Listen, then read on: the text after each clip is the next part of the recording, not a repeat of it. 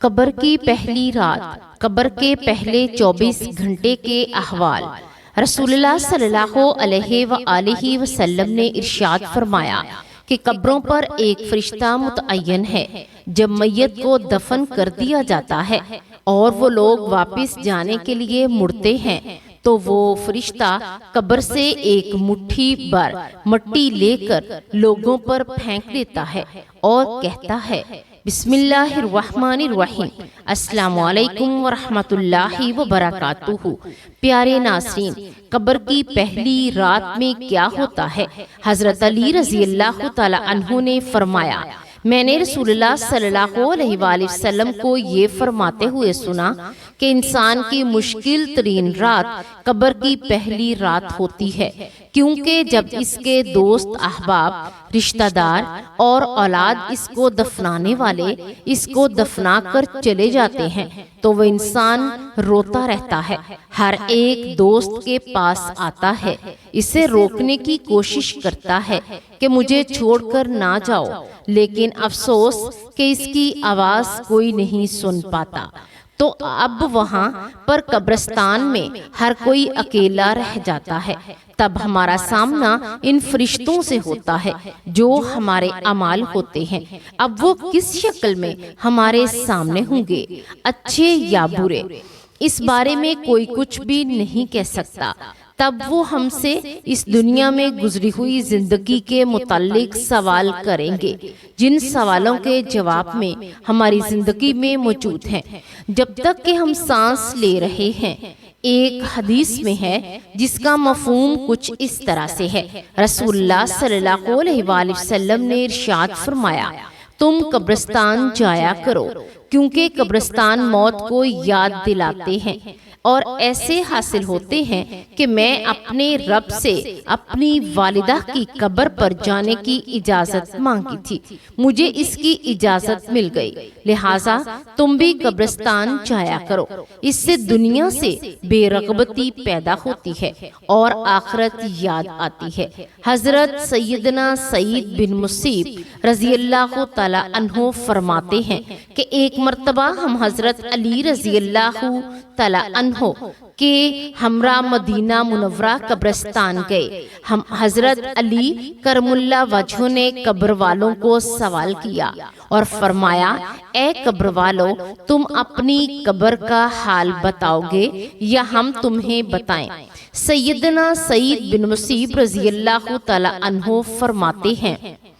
کہ ہم نے قبر سے وعلیکم السلام ورحمۃ اللہ وبرکاتہ کی آواز سنی۔ کوئی کہنے والا کہہ رہا تھا، اے امیر المؤمنین، آپ ہی خبر دیجئے ہمارے مرنے کے بعد دنیا میں کیا ہوا؟ حضرت علی کرم اللہ وجہ الکریم نے فرمایا، سن لو، تمہارے مال تقسیم ہو گئے، تمہاری بیویوں نے دوسرے نکاح کر لیے، تمہاری اولاد یتیموں میں شامل ہو گئی، جس مکان کو تم نے بہت مضبوط بنایا تھا اس میں تمہارے دشمن آباد ہو گئے، اب تم اپنا حال سناؤ۔ یہ سن کر ایک قبر سے آواز آنے لگی، اے امیر المؤمنین، ہمارے کفن پھٹ کر تار تار ہو گئے، ہمارے بال جھڑ کر منتشر ہو گئے، ہماری کھالیں ٹکڑے ٹکڑے ہو گئیں، ہماری آنکھیں بہہ کر رخساروں پر آ گئیں، ہم نے جو نیک اعمال کیے تھے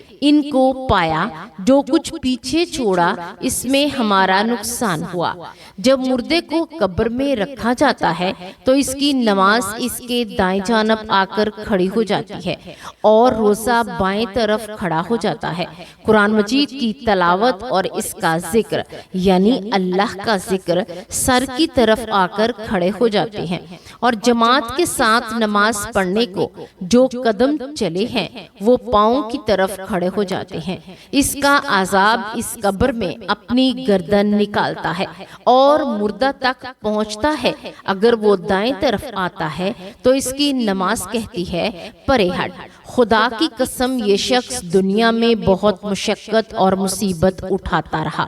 اب یہ ذرا آرام سے سویا ہے، پھر عذاب بائیں طرف آنا چاہتا ہے تو روزہ اس طرح اس کو پرے ہٹا دیتا ہے کہ پھر وہ سر کی طرف آتا ہے تو تلاوت قرآن مجید، ذکر الہی اس کو روک دیتے ہیں۔ تیرا راستہ نہیں، غرض یہ کہ وہ جس طرف سے بھی آنا چاہتا ہے اس کو راستہ نہیں ملتا۔ اسی واسطے کہ اللہ تعالیٰ کے اس دوست کو عبادتوں نے اپنی زندگی میں دنیا کے اندر رہ کر ہی کر لی تھی، لہٰذا وہ عذاب عاجز اور کمزور ہو کر واپس چلا جاتا ہے، اور اس کے بعد صبر جو ایک کونے میں کھڑا ہوتا ہے وہ ان عبادتوں سے کہتا ہے کہ میں تو اس انتظار میں تھا کہ اگر کسی طرف کی عبادت میں کچھ کمزوری ہو تو میں اس طرف ہمدردی کروں گا، مگر الحمدللہ تم نے ہی مل کر اس کو دفع کر دیا، لہٰذا اب میں اعمال تولنے کے ترازو میں اس کے کام آؤں گا۔ قبر میں 2 فرشتے جن کو منکر نکیر کہا جاتا ہے آتے ہیں، جن کی آنکھیں بجلی کی طرح چمکتی ہیں اور آواز بادل کی طرح گرج رہی ہوتی ہے۔ ان کے دانت گائے کے سینگوں کی طرح باہر کو نکلے ہوتے ہیں، ان کے منہ سے آگ کی لپیٹیں نکلتی ہیں، بال اتنے بڑے کہ پاؤں تک لٹکے ہوئے ہوتے ہیں، ان کے ایک کاندھے سے دوسرے کاندھے تک اتنا فاصلہ کہ کئی دن چل کر ختم ہوگا۔ مہربانی اور نرمی ان کے پاس سے بھی نہیں گزرتی، لیکن سختی کا معاملہ مومنوں کے ساتھ نہیں کرتے، بلکہ پھر بھی ایسی ڈراؤنی شکل صورت کی ہیبت کیا کم ہے۔ ان دونوں کے ہاتھ ایک بہت بڑا لوہے کا ہتھوڑا ہوتا ہے کہ جس کو اگر تمام دنیا کے جن و انسان مل کر اٹھانا چاہیں تو اٹھا نہ سکیں گے، بلکہ ہلا بھی نہ سکیں گے، اور وہ آ کر مردے سے کہتے ہیں بیٹھ جا، مردہ ایک دم اٹھ کر بیٹھ جاتا ہے، کفن اس کے سر سے پیچھے سرکا دیا جاتا ہے۔ وہ سوال کرتے ہیں تیرا رب کون ہے، تیرا دین کیا ہے، تیرا نبی کون ہے؟ اگر مردہ نیک ہوتا ہے تو کہتا ہے میرا رب اللہ ہے جو وحدہ لا شریک ہے، میرا دین اسلام ہے، میرے نبی حضرت محمد صلی اللہ علیہ وآلہ وسلم ہے۔ یہ سن کر وہ دونوں کہتے ہیں سچ کہا تو نے۔ اس کی قبر کی دیواروں کو سب طرف سے ہٹا دیا جاتا ہے جس سے وہ چاروں طرف سے بہت وسیع ہو جاتی ہے۔ جب نافرمانی کرنے والا شخص قبر میں جاتا ہے تو اس کی قبر کو تنگ کر دیا جاتا ہے، یہاں تک کہ اس کی پسلیاں ایک دوسرے کے اوپر چڑھ جاتی ہیں اور اس پر کالے سانپ مسلط کر دیے جاتے ہیں، اس کے ناک پاؤں سے کاٹنا شروع کر دیتے ہیں، یہاں تک کہ درمیان میں دونوں طرف کے سانپ آ کر مل جاتے ہیں۔ جب وہ اس کے پاس 2 فرشتے جن کا نام منکر نکیر ہوتا ہے قبر میں آتے ہیں، آ کر پوچھتے ہیں تیرا رب کون ہے، تیرا دین کیا ہے، تیرا نبی کون ہے، وہ اس کے سوال میں جواب نہیں دے سکتے کہ اس میں کچھ نہیں کہتے ہیں ہم کچھ نہیں جانتے۔ وہ اس قدر زارو قطار روتے ہیں، چیخیں مارتے ہیں، لیکن یہاں تک کہ قبر میں چنگاریاں پھیل جاتی ہیں۔ اس کے بعد اس کو کہتے ہیں اوپر دیکھ، اوپر کی طرف دیکھتا ہے تو جنت کی باغ و بہار نظر آتی ہے۔ فرشتے اسے نافرمان کہتے ہیں اے اللہ کے دشمن اور نافرمان، اگر دنیا میں تو اللہ کی اطاعت کرتا اور فرما برداری کرتا تو تیرا ٹھکانہ یقیناً جنت ہوتا۔ پیارے نبی صلی اللہ علیہ وآلہ وسلم نے فرمایا اس وقت یہ شخص ایسے حسرت بری نگاہوں سے دیکھتا ہے جیسے کہ کبھی ایسی حسرت اس نے کی ہی نہیں۔ حضرت علی رضی اللہ تعالی عنہ کی خدمت میں ایک شخص حاضر ہوا اور پوچھنے لگا اے امام علی، قبر میں انسان کی پہلی رات کیسے گزرتی ہے؟ تو حضرت علی رضی اللہ تعالی عنہ نے فرمایا میں نے اللہ کے رسول صلی اللہ علیہ وآلہ وسلم سے سنا انسان کی سب سے مشکل رات قبر کی پہلی رات ہوتی ہے، جب دوسرے انسان اس کے دوست، عزیز و اقارب، رشتہ دار اسے دفنا کر چھوڑ کر چلے جاتے ہیں تو وہ انسان روتا رہتا ہے، ایک دوست کے پاس آتا ہے، اسے روکنے کی کوشش کرتا ہے لیکن کہ مجھے چھوڑ کر نہ جا، لیکن افسوس کہ اس کی آواز کوئی بھی نہیں سنتا۔ حضرت ابو سعید رضی اللہ تعالی عنہ سے روایت ہے کہ حضور پاک صلی اللہ علیہ وآلہ وسلم نے فرمایا، لوگوں اپنی موت کو یاد کیا کرو۔ قبر ہر دن اپنے مردوں سے اعلان کرتی ہے کہ میں غربت اور تنہائی کا گھر ہوں، کیڑے مکوڑوں کا گھر ہوں، مٹی کا ڈھیر ہوں۔ جب مومن کو دفن کیا جاتا ہے تو قبر اسے مرحبا کہہ کر خوشخبری دیتی ہے کہ میری پشت پر چلنے والوں میں سے تو بڑا محبوب تھا، آج میں تیری ہو گئی اور تو میرے پاس آ گیا، آج میرا احسان دیکھ۔ یہ کہہ کر قبر کشادہ ہو جاتی ہے اور جنت کا دروازہ کھول دیا جاتا ہے،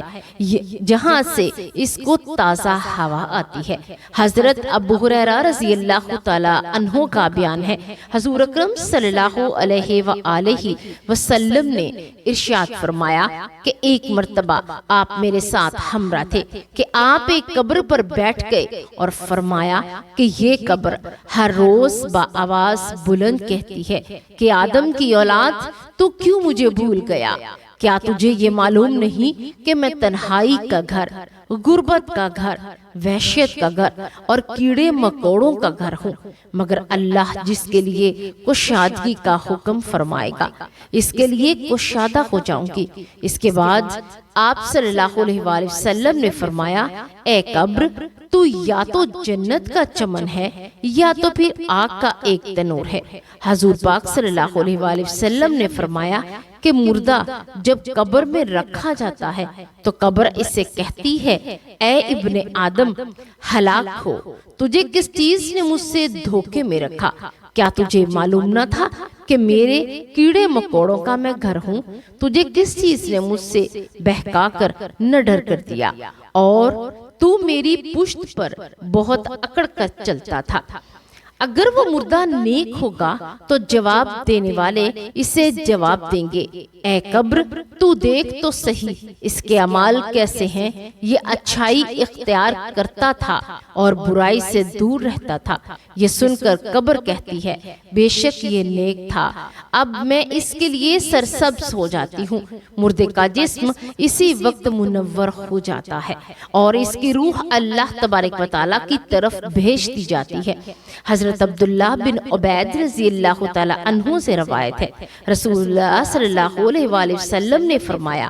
کہ مردہ قبر میں پیشتا ہے اور اب لوگوں کے گھروں کی آواز بھی سنتا ہے جو اس کے ساتھ جنازے میں گئے، اور مردے بھی اس کی قبر کہتی ہے کہ ابن آدم تیری ہلاکت ہو، تو نے میری تنگی، بدبو اور کیڑے مکوڑوں کا خوف نہیں کیا، اس لیے تو نے ان چیزوں سے بچنے کے لیے تیاری نہ کی۔ بدعمال مردے سے قبر کہتی ہے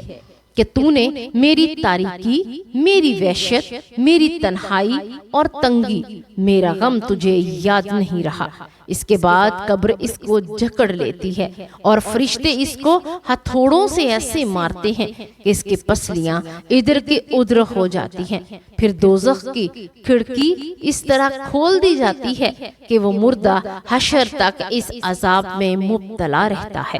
مرنے کے بعد ہر مردے کو صبح اور شام اس کا ٹھکانہ دکھایا جاتا ہے۔ فرشتے جنتی کو جنت دکھا کر خوشخبری دیتے ہیں اور دوزخی کو دوزخ دکھا کر اس کی حسرت اڑاتے ہیں۔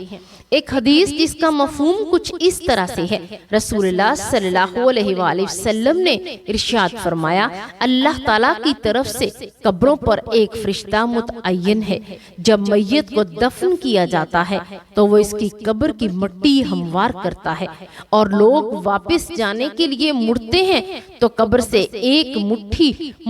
مٹی بھر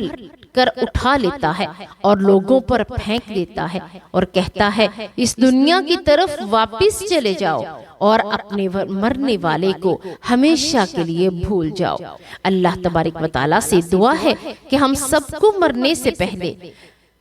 مرنے کی تیاری کی توفیق عطا فرمائے، اور جو مسلمان اس دنیا سے جا چکے ہیں ان کی بخشش فرمائے۔ اللہ تبارک و تعالی ہمیں نیک اعمال کرنے کی توفیق عطا فرمائے اور ہمارا خاتمہ ایمان پر فرمائے، آمین یا رب العالمین۔